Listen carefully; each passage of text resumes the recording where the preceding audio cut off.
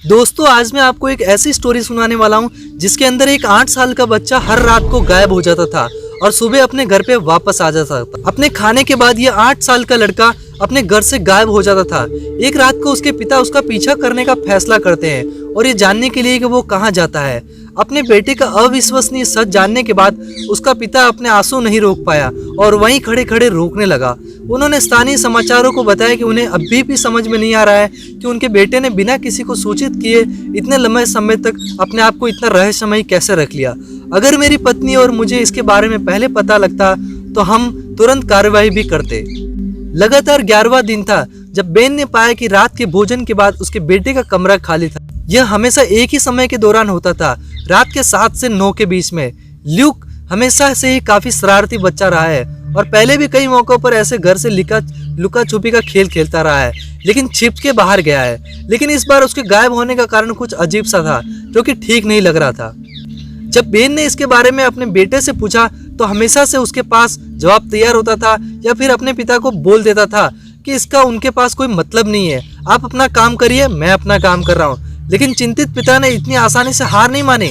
उसे इसके बारे में पता लगना ही था। हर रात को उसका बेटा कहाँ जाता था।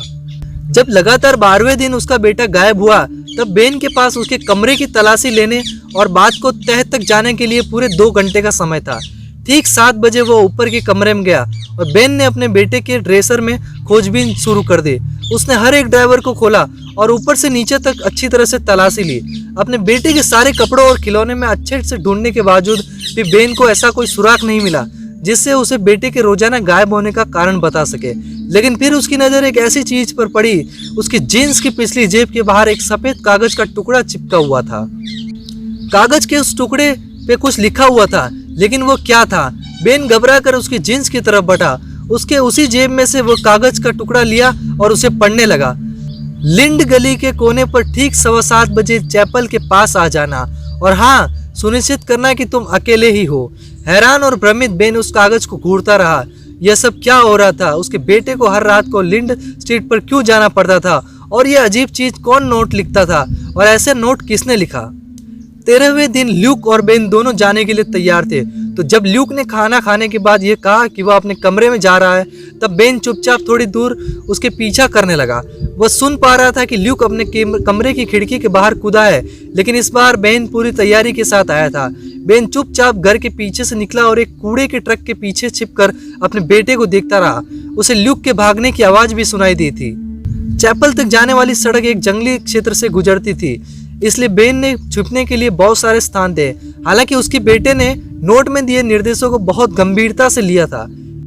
एक से अधिक बार ल्यूक ने पीछे मुड़कर देखा और एक बार तो उसे लगभग अपने पिता को पेड़ों के पीछे छिपते देख ही लिया था। बेन प्रेस को बताता है कि जिस तरह वह हर बार पीछे मुड़कर देखता था, उसे देखकर ऐसा लगता था कि जैसे वह वास्तव में बहुत कुछ घबराया हुआ है। जब वे अंततः चैपल के पास पहुंचे तो ल्यूक ने धैर्यपूर्वक दरवाजे पर प्रतीक्षा की। बेन ने इमारत के पास झाड़ियों में कवर कर लिया। बेन अपनी घड़ी की तरफ देखता है। 7:15 हुए, अभी कुछ सेकंड ही बीते हैं। तब तक धीरे से चैपल का दरवाजा खुलता है।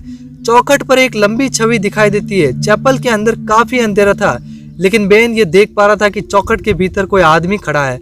वह आदमी तेजी से उसके बेटे को अंदर ले जाता है, जहाँ से बेन उसे देख पा रहा था। चिंतित पिता अपने बेटे से इस इमारत की तरफ बढ़ता है। चैपल में एक लड़की खिड़की के नीचे जाता है।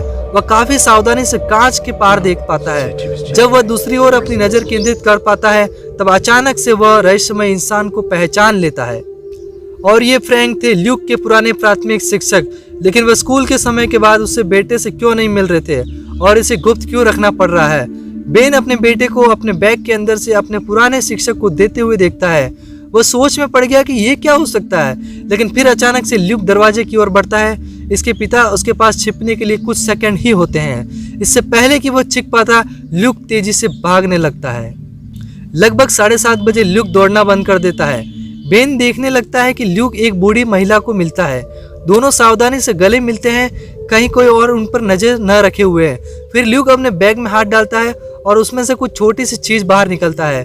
उस चीज को वो महिला को दे देता है और महिला उसे जल्दी से गले लगा देती है और फिर ल्यूक वहां से भाग जाता है। यह अजीब सी चीज लगभग 1 घंटे तक चलती है, जिसमें ल्यूक 30 से ज्यादा अजनबियों से मिलता है। रात के 8:45 बज चुके हैं। जब बेन दोबारा से अपनी घड़ी की तरफ देखता है, 30 अजनबियों से मिलने के बाद अपने बेटे को घूरते हुए देखता है, अपने बेटे को घर में घुसते हुए देखता है। अब अपने भारी दिखने वाले बैग में से कुछ सामान सब कुछ दे देता है, लेकिन अब वो बैग काफी हल्का दिख रहा था। जब ल्यूक ने अपने कमरे में वापस जाने वाले पेन ड्राइव पर चढ़ने की कोशिश की, तब आखिरकार बेन ने अपने बेटे का सामना करने का फैसला किया। इसे वहीं से पकड़ो जनाब, इसने जोर से कहा। मैंने 2 घंटे तक आपका पीछा किया है, बैग में क्या है? बेन अपनी बात जारी रखता है। पिछले 2 घंटों में से मैं तुम्हारा पीछा कर रहा था और मैंने सब कुछ देख लिया, बैग में क्या है? पिता के गुस्से से घबरा कर ल्यूक रोने लगता है और जल्दी से दिखाता है कि उसके बैग में क्या है। बैग तो खाली था, लेकिन उसमें कुछ खाना और क्रैकर्स का आधा डिब्बा मौजूद था और उसमें पत्र भी था। लिंक गली के कोने पर ठीक 7:15 बजे चैपल के पास आ जाना और हाँ, सुरक्षित रहना। और उसे पर्ची मिली और फिर उस पर्ची में भी वही लिखा था, अगले दिन किस टाइम पे आना, वो टाइम लिखा था। और वो पूछता है, ये क्या है, तुम्हारे बैग में खाना क्यों है और हर रोज 7:15 बजे तुम्हें चैपल स्ट्रीट क्यों जाना पड़ता है? और आखिरकार ल्यूक अपने पिता को सारी बात सुना देता है। अपनी व्याख्या को रोते हुए खत्म करते हुए कहता है, पापा, इस बात को मैं आपसे रहस्य नहीं रखना चाहता था। अपने बेटे के ये शब्द सुनकर डैन का दिल पसीज जाता है और वो ल्यूक को गले लगा लेता है और वो कहता है कि अगर ये बात मुझे और मेरी पत्नी को पहले पता होती तो हम तुरंत कार्यवाही भी करते।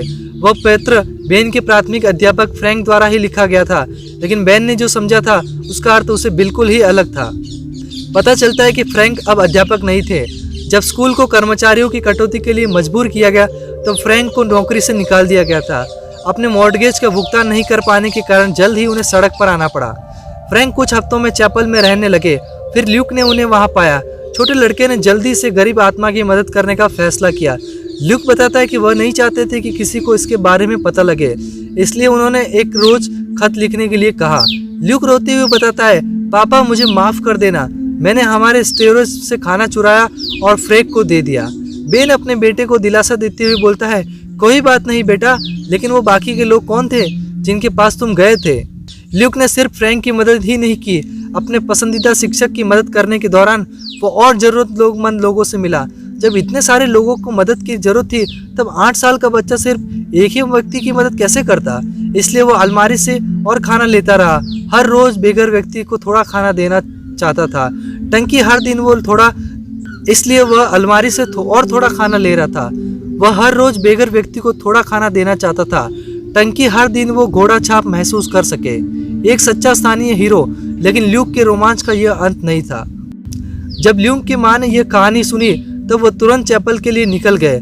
जब तक फ्रैंक फिर से अपने पैरों पर खड़ा नहीं हो जाता, तब तक फ्रैंक को अपने घर में लाने का पूरा फैसला किया। उन्होंने इस क्षेत्र में बेघर लोगों की मदद करने के लिए एक फंड रेजर का अभियान भी चालू कर दिया। तो दोस्तों, ये स्टोरी आपको कैसी लगी हमें कमेंट करके जरूर बताना, और अगर ये स्टोरी थोड़ी भी अच्छी लगी हो तो वीडियो को लाइक जरूर कर देना यारो।